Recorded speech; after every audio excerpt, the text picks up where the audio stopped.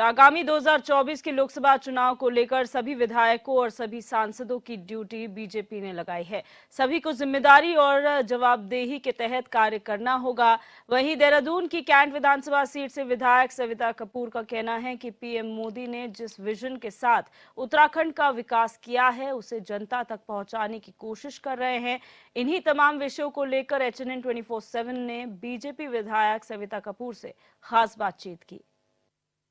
Bharatiya Janata party के कद्दावर नेता रहे, 8 बार के विधायक रहे, 9 बार चुनाव लड़ चुके स्वर्गीय हरबंश कपूर, जिनको उनकी सादगी के लिए, जनता से जुड़ाव के लिए, जनता के प्रति अपार स्नेह के लिए भारतीय जनता पार्टी में जाना जाता है। हमें याद है वो दिन जब भारतीय जनता पार्टी के वरिष्ठ नेता, केंद्रीय नेता अरुण जेटली आए थे और उन्होंने भूरी भूरी प्रशंसा की थी स्वर्गीय हरबंश कपूर की। ऐसे ही हरबंश कपूर की धर्मपत्नी, क्योंकि अब वो हमारे बीच में नहीं है, सविता कपूर ने उनकी जिम्मेदारी संभाली है और कैंट से इस समय वो विधायक हैं। हम इनसे बात करेंगे। मैम, सबसे पहले आपका स्वागत है HNN पर। धन्यवाद, बहुत बहुत आप लोग यहाँ पर आए, शुक्रिया। मैम, आगामी लोकसभा चुनाव को लेकर पार्टी के भीतर तमाम कार्यक्रम चल रहे हैं। हमने देखा है स्वर्गीय हरबंश कपूर साहब को हमेशा पार्टी के लिए जुड़े रहते थे और इतना अपार स्नेह उनको पार्टी का मिलता था। कभी किसी पद की उन्होंने लालसा नहीं की, बहुत लो प्रोफाइल रहते थे, छोटी सी गाड़ी से चलते थे, हमने देखा है। लोकसभा चुनाव के लिए क्या कुछ तैयारियां आप लोगों के द्वारा की जा रही हैं मैम? हमारी भारतीय जनता पार्टी द्वारा हमारा कार्यकर्ता हर समय हर कार्य के लिए तैयार रहता है और लोकसभा चुनाव के लिए तो तैयारी चली रही है, लेकिन हमारी पार्टी में तो हर समय कार्यकर्ता सक्रिय रहता है और पार्टी कार्यक्रम इतने ज़्यादा मिलते हैं, इतने अच्छे कार्यक्रम होते हैं कि सब लोग कल्याण के कार्यक्रम होते हैं और आम जनता उनसे जुड़ती है। और हमारे माननीय प्रधानमंत्री मोदी जी ने भी इतनी योजनाएं हमें दी हैं, इतने कल्याणकारी योजनाएं दी हैं कि सब आम जन, हर परिवार उसका लाभ ले रहा है। तो निश्चय ही मैं तो मानती हूँ कि उसके लिए हमारी पूरी तैयारी है और हम सब उन योजनाओं का लाभ अपने सबको दे पाएँ और जिससे कि ज़्यादा से ज़्यादा हमारी भारतीय जनता पार्टी की सरकार बनेगी है। निश्चय ही ये तो पूरा हमें सब विश्वास है और अपने कर्म पे, अपने कार्यों पर जो कार्य हम करते हैं, हमें अपने कार्यों के बल पर ही हम सब जनता के सामने सिर उठा के जाते हैं और वोट मांगते हैं। तो हम लोग तो पूरे हर समय इसके लिए तैयार हैं। कभी भी चुनाव की होगी तो हम सब कार्यकर्ता तैयार हैं। मैम, प्रधानमंत्री नरेंद्र मोदी भी मातृशक्ति के लिए, माताओं के लिए, बहनों के लिए इतनी उनके दिल में ममता है, इतना प्यार है, हम समय समय पर देखते हैं। महिलाओं के दैनिक दिनचर्या को लेकर प्रधानमंत्री बहुत परेशान रहते हैं। महिलाओं से जुड़ी हुई बहुत सारी योजनाएं भी चल रही हैं। एक कार्यक्रम जो है महिलाओं का चल रहा है, नमो जी, नारी शक्ति वंदन। इससे कैसे आप लोग महिलाओं को रूबरू कराती हैं, क्योंकि आप भी स्वयं महिला हैं और एक महिला ही महिला को बता सकती है बेहतर?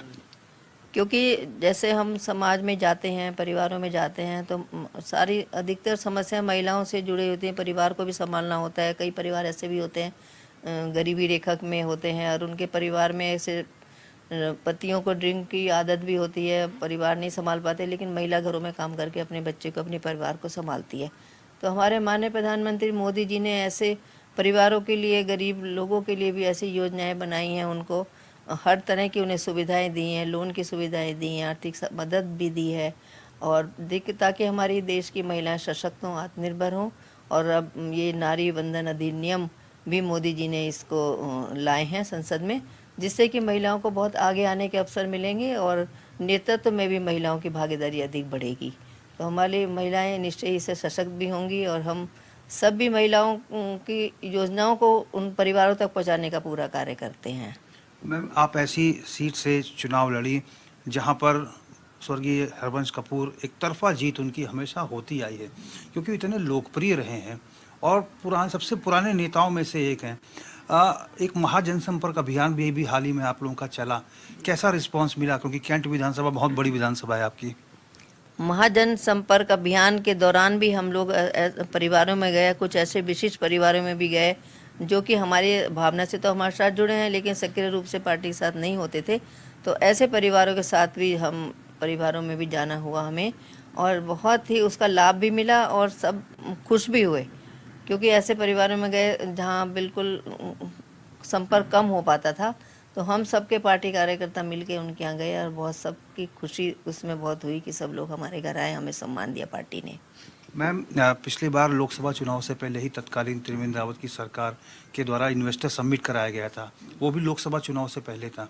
इस बार मुख्यमंत्री के नाम पर बहुत सारे कीर्तिमान जुड़ गए हैं, चाहे यूसीसी का मसला हो, जबरन धर्मांतरण का मसला हो, उस पर रोक का मसला हो, लव जिहाद, लैंड जिहाद, तमाम मामलों को वो संज्ञान में लेते हैं, नकल विरोधी कानून वो लेकर आए।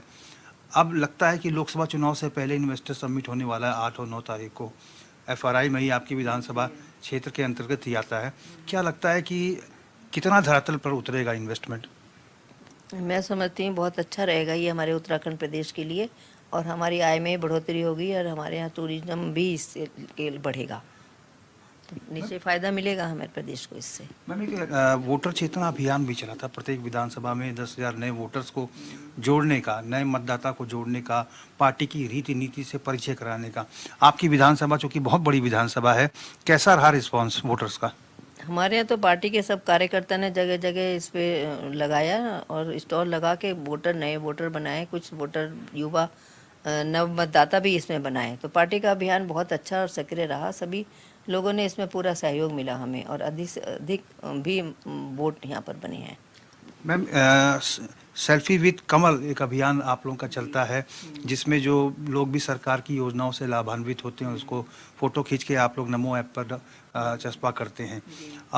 उज्ज्वला योजना में पहले से ही 200 रुपये की रिबेट मिल रही थी, गैस सिलेंडर के दाम कम किए भारत सरकार ने, अब 400 के करीब उज्ज्वला जो कनेक्शन वाले हैं उनको डिस्काउंट मिल रहा है, 200 रुपये अन्य लोगों को मिल रहा है।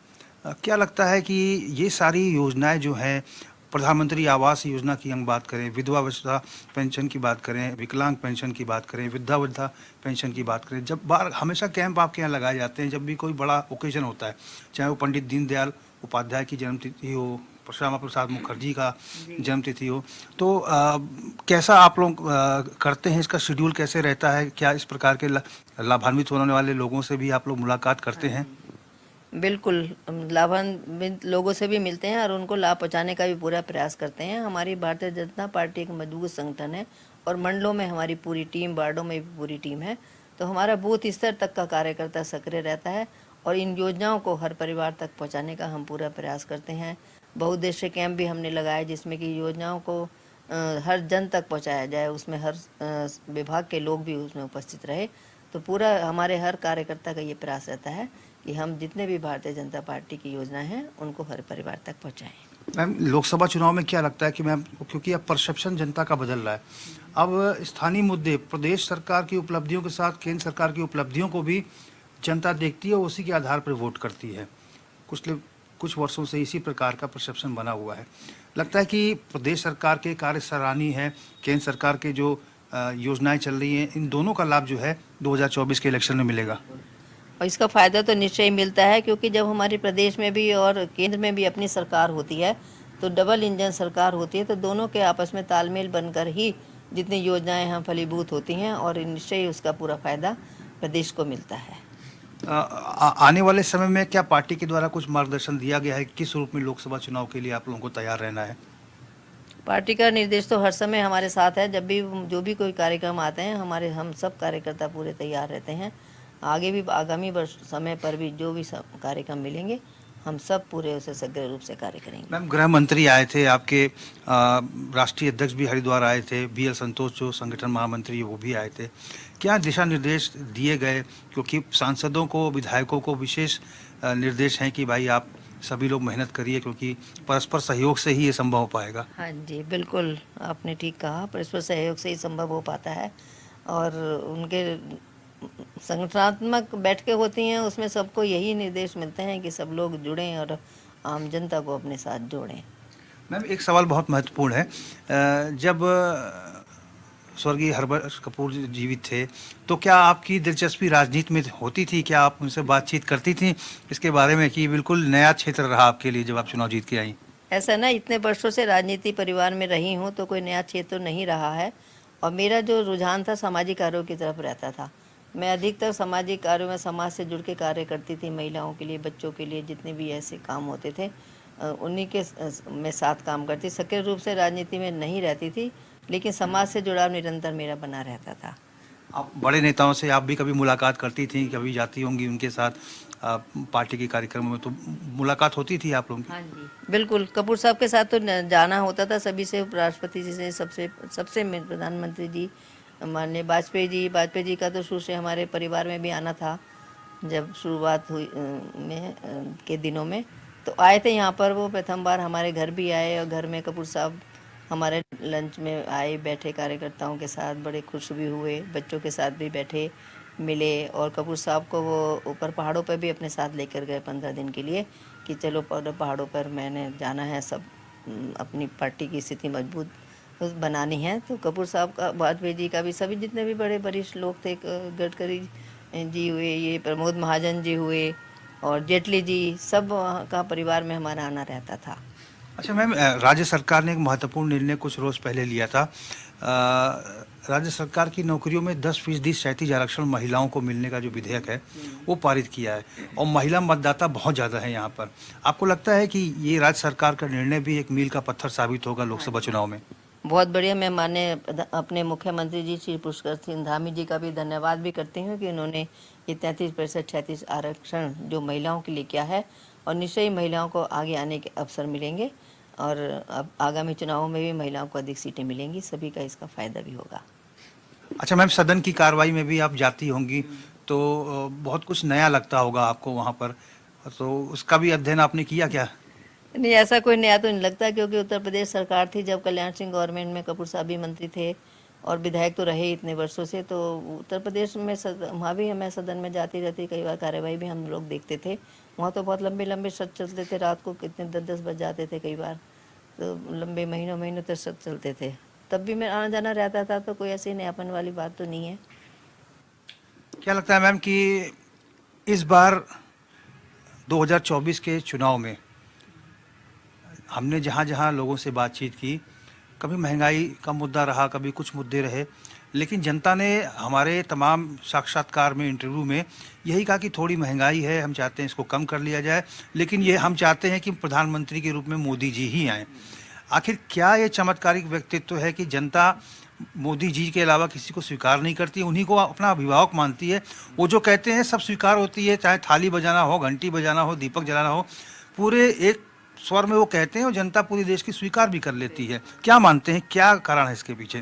कारण ये हमारे प्रधानमंत्री मोदी जी का एक आकर्षक व्यक्तित्व है उनका, और हर उनका जो सोच है ना देश के प्रति, देश को आगे ले जाना, देश के हर व्यक्ति के का जीवन स्तर सुधार हो, अपने चाहे राष्ट्रीय सुरक्षा की भावना हो, चाहे आर्मी हो, कहीं पर भी उनका हर किसके साथ बिल्कुल ऐसा लगाव है कि पसंद तो सब लोग करेंगे ही उनको।